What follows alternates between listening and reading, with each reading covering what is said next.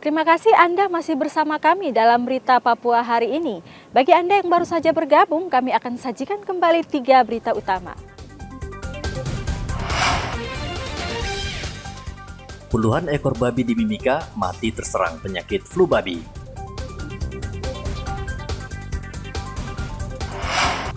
Polisi pastikan korban tenggelam di Pelabuhan Merauke karena kecelakaan.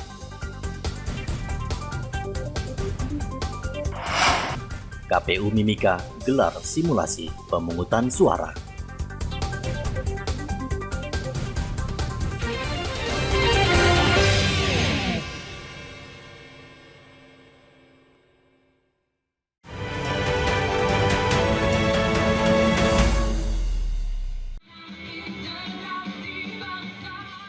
Komisi Pemilihan Umum Mimika menggelar simulasi pemilihan dan pemungutan suara yang berlangsung di halaman kantor KPU.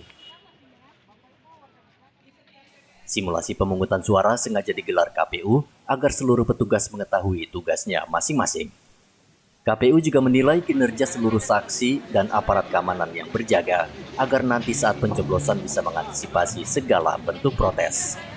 Maka seluruh KPPS yang sudah ditugaskan masing-masing mengecek pada saat masuk siapa, dan mereka harus tunjukkan KTP, namanya sudah sesuai di TPS itu, maka dia wajib masuk.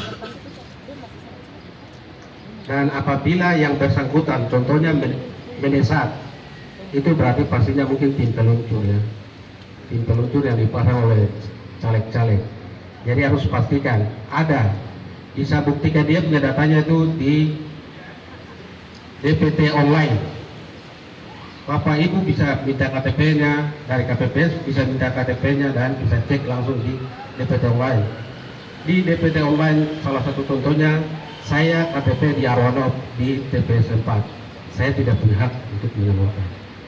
Maka cek yang bersangkutan datang, TPS-nya di tempat lain tapi mendesak, maka harus kasih geser ke TPS asli. Kami selaku pemerintah selama ini terus dan akan terus mendukung seluruh rangkaian kegiatan dari pelaksanaan pemilu dan pemilu kada tahun 2024. Mulai dari tahapan awal maupun pada saat pelaksanaan dan juga pada setelah pelaksanaan. Karena kita tahu kegiatan pemilu ini kan merupakan kegiatan nasional, bukan hanya menjadi tanggung jawab penyelenggara, yaitu KPU dengan Bawaslu, tapi menjadi tanggung jawab pemerintah dan juga seluruh stakeholder dan masyarakat yang ada di Kabupaten Mimika. Kita tidak ingin bahwa penyelenggaranya siap, pemerintahnya siap, namun masyarakatnya yang kurang siap. Warga diminta datang tepat waktu pada 14 Februari mendatang karena TPS akan ditutup pada pukul 14.00.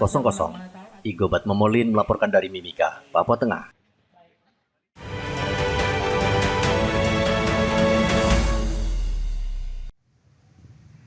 Tempat pemungutan suara akan dibangun pada tanggal 13 Februari di seluruh TPS yang tersebar di Merauke.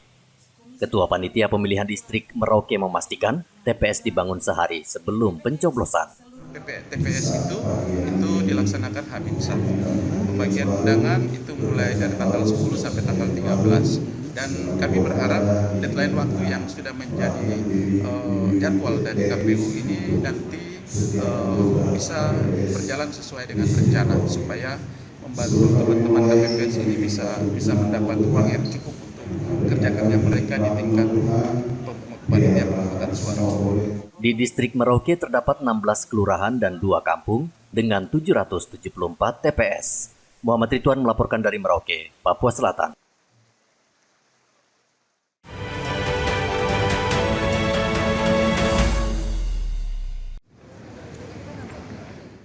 KPU Merauke memberikan pembekalan kepada seluruh anggota KPPS atau kelompok penyelenggara pemungutan suara.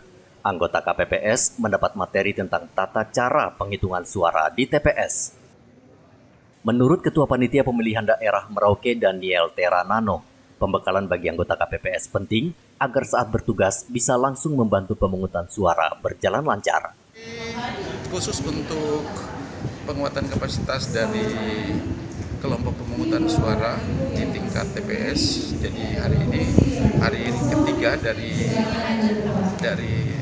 tiga hari yang kami sudah skedulkan untuk melakukan BIMTEK terhadap kurang lebih 2.236 anggota KPPS di distrik Merauke yang memiliki 2 dapil, yakni dapil 1 dan dapil 2 di Kabupaten Merauke, distrik Merauke. Materinya yang diberikan apa saja, Pak?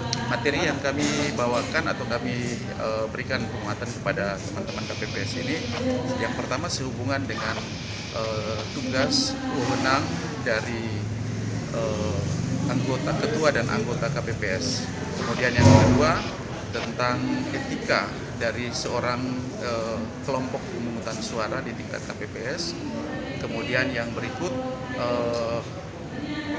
terkait dengan penempatan lokasi TPS dimaksud, lalu denanya seperti apa, kemudian informasi tentang surat suara berkaitan dengan 5 surat suara yang akan digunakan dalam proses pemilihan di 14 Februari besok. Berdasarkan catatan KPU Merauke ada 3.700 anggota KPPS yang akan bertugas di 16 kelurahan dan 2 kampung. Muhammad Ridwan melaporkan dari Merauke, Papua Selatan.